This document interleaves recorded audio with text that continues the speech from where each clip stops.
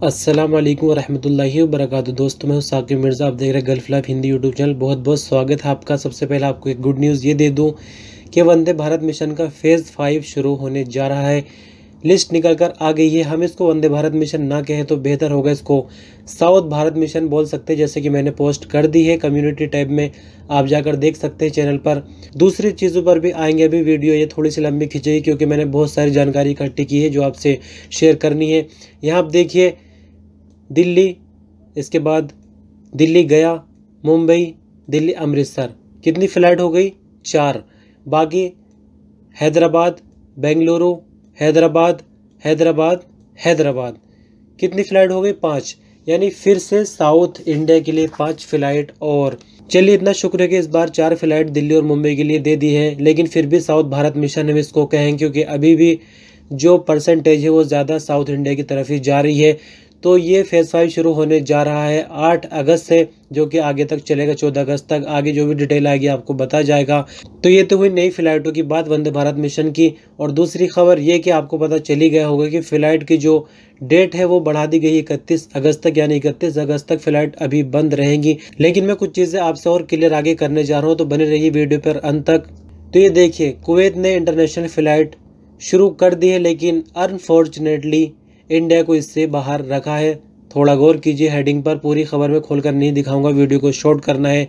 Bearing India and a few other countries Kuwait to resume flight operation शुरू हो गया है और इंडिया के लिए कोई छूट नहीं है। उसका रीज़न भी मैं आपको वीडियो के अंत में बताऊंगा।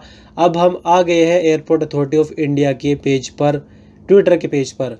जी हाँ दोस्तों, यहाँ मैं आपको बता दूं कि ये है हरदीप सिंह पुरी, जो कि उड्डयन मंत्री है, उड़ान मंत्री इनको बोल सकते हैं, एविएशन मिनिस्टर है। इन्होंने 80 नाउ टेलीविज़न को इंटरव्यू दिया है और इसमें क्लियर कर दिए हैं काफ़ी सारे पॉइंट के हम लगातार काफ़ी कोशिश कर रहे हैं, बातचीत कर रहे हैं फ़्लाइट शुरू करने के लिए। और सच मानिए, इंडिया गवर्नमेंट चाह रही है कि फ़्लाइट शुरू हो जाए। बहुत सारा लॉस हो रहा है रोज़ाना, लेकिन कैसे अदर कंट्रीज अलाउ कर सकती है फ़्लाइट को ऑपरेशन। अब देखिए, कोरोना की वजह से ही तो फ़्लाइटें बंद हुई थी। कोरोना का हाल भी थोड़ा सा आपको दिखाऊंगा इंडिया में क्या चल रहा है, थोड़ा सा आपको सुना दूं यहाँ पर क्या बातचीत हो रही है। हालांकि इंग्लिश में है, फिर मैं आपको थोड़ा समझा दूंगा बाद में। I'm going to give you some breaking news. I love breaking.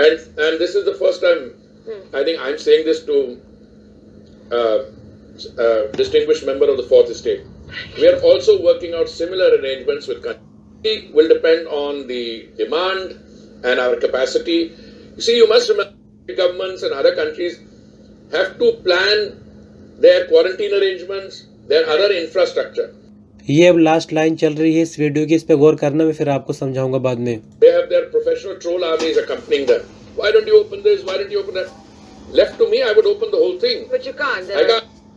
जी, तो आपने गौर किया, इनके ऊपर प्रेशर बना जाता है। सभी लोग चाहते हैं कि फ़्लाइट खुल जाए। फ़्लाइट खोलने के लिए ट्रोल आर्मी ऐसा बोल रहे हैं। चलिए, उस चीज़ में हम नहीं जाते पॉलिटिक्स में, लेकिन ये बोल रहे हैं कि सब कुछ मेरे ऊपर छोड़ दो, मैं सब चीज़ें खोल दूंगा, यानी सारी फ़्लाइट शुरू कर दूंगा। लेकिन कैसे? अपने बस में थोड़ी ना होता है। दूसरे की ज़मीन पर अपनी फ़्लाइट आप लैंड कर लेंगे अपनी मर्ज़ी से? बिल्कुल इम्पॉसिबल चीज़ है।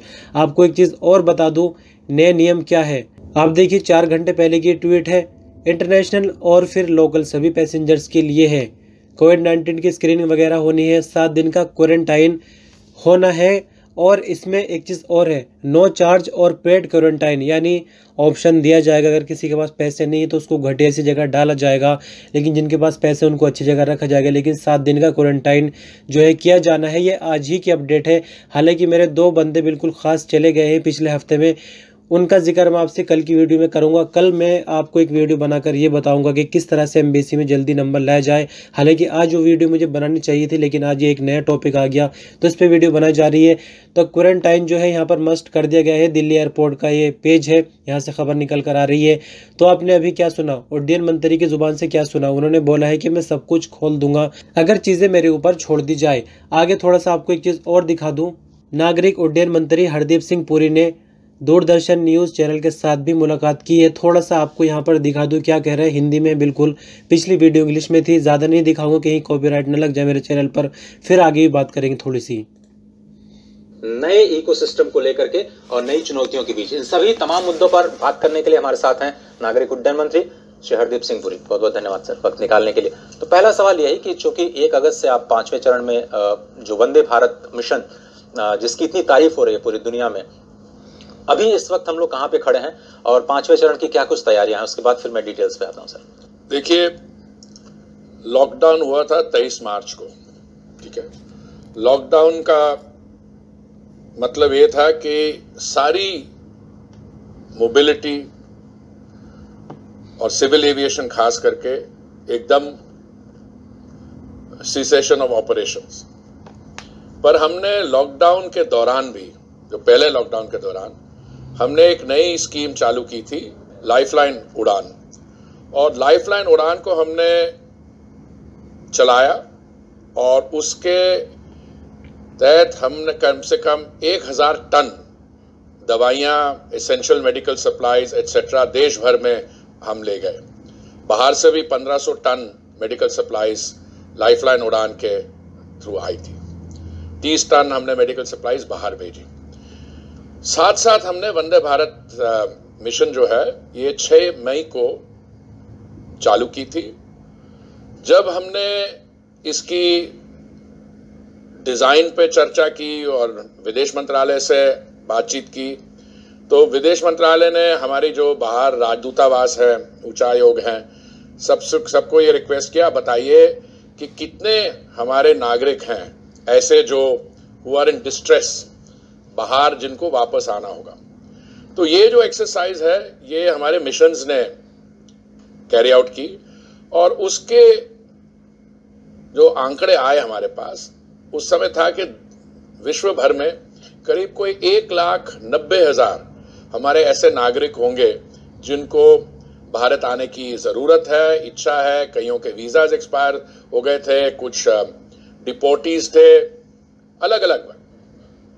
तो 6 मई को जब हमने इसकी शुरुआत की, पहले फेज में, पहले हफ्ते में जब हुआ, तो जहाँ तक मुझे याद है कुल मिला के हम 12,600 लोग हम वापस ला पाए पहले में।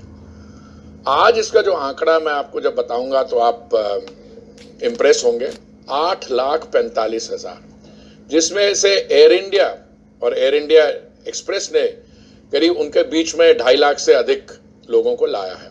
तो दोस्तों, अगर ये वीडियो पूरी देखनी है तो मैं लिंक आपको दे दूंगा, फर्स्ट कमेंट में आप वहाँ से देख सकते हैं। हालांकि हो सकता है ये भी ख़तरा हो गया हो मेरे चैनल के लिए, कहीं कोई स्ट्राइक न लग जाए। इसमें बातचीत वही है, वंदे भारत मिशन फेज़ 5 के बारे में बताया जा रहा है, पीछे क्या क्या वो बताया जा रहा है। और इंटरनेशनल फ़्लाइट इनके हाथ में नहीं है, जो उड्डयन मंत्री है ये इंडिया के, इनके हाथ में नहीं है, क्योंकि भाई दूसरी कंट्री का मामला तो वो ही सेटल करेंगे। अगर वो बोलेंगे कि आप फ़्लाइट लैंड करो हमारे ज़मीन पर तो ओके, लैंड होगी। लेकिन अगर इजाज़त नहीं देंगे, फॉर एग्ज़ाम्पल सऊदी अरब नहीं चाह रहा है इंडिया की फ़्लाइट यहाँ पर आए वहाँ से बंदों को लेकर, तो इम्पॉसिबल है। चलिए थोड़ा सा आगे बढ़ते हैं। तो अब मैं आपको थोड़ा सा फिर से समझा दूँ, फिर आपको इंडिया कोरोना का हाल दिखाऊंगा। काफ़ी सारी चीज़ें क्लियर हो गई, मैं पीछे से आपको बताता हुआ ला रहा हूँ। क्वारंटाइन के नियम मैंने आपको बता दिए, फेज़ 5 की लिस्ट जो नहीं आई है वो मैंने आपको बता दी। 1-2 लिस्ट और जारी होंगी अभी, वो भी मैं आपको बता दूंगा। और लिस्टों के लिए वीडियो बनाना मेरी समझ से बाहर है, मैं कम्युनिटी पोस्ट में सीधे डाल देता हूँ। और अब मैंने आपको ये भी बता दिया कि उड्डयन मंत्री का क्या बयान है। वो कह रहे हैं कि अगर मुझे छूट मिल जाए, अगर सब कुछ मेरे हाथ में हो, तो मैं एक दिन में सारी फ़्लाइट चालू कर सकता हूँ। लेकिन वंदे भारत मिशन में जो गवर्नमेंट की फ़्लाइट है उन्हीं को क्यों चुना जा रहा है?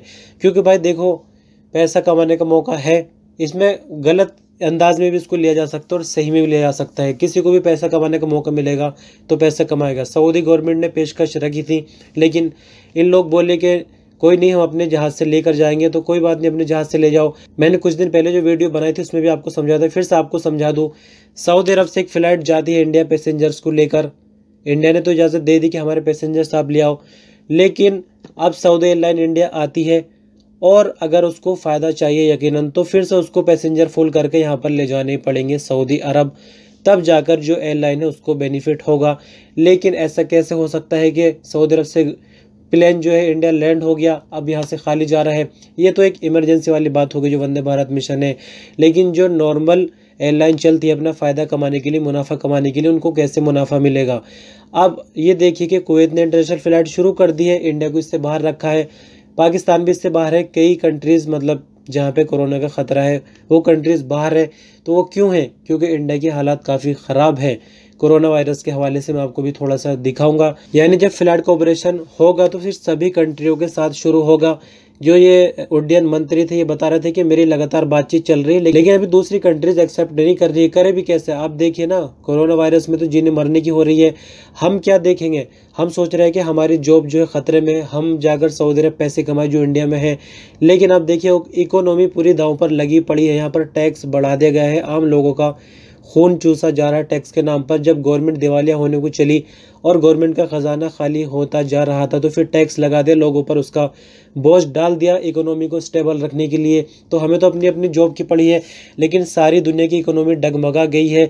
तो ऐसे में कैसे दोबारा से कोरोना का रिस्क लिया जा सकता है? थोड़ा सा और आगे दिखा दूं कि कोरोना का हाल क्या चल रहा है इंडिया में। ये देखिए सर, ये 1 अगस्त की कोरोना की 10:26 तक इंडिया के टाइम के मुताबिक 54,002 कोरोना के नए केस है। ठीक है, हाँ रिकवरी भी अच्छी हो रही है, 51,011 रिकवरी। लेकिन रिकवरी क्या नए वाले केस की थोड़ी हो रही है? हो सकता है 1 महीना पहले जो लोग भर्ती उनकी रिकवरी हो रही हो। और 848 नई मौत है। अब देखिए, इसके बाद आपको 31 जुलाई की रिपोर्ट दिखा दूँ, 57,486 नए केस है। 30 जुलाई की रिपोर्ट देख लीजिए, 54,968 नए केस है।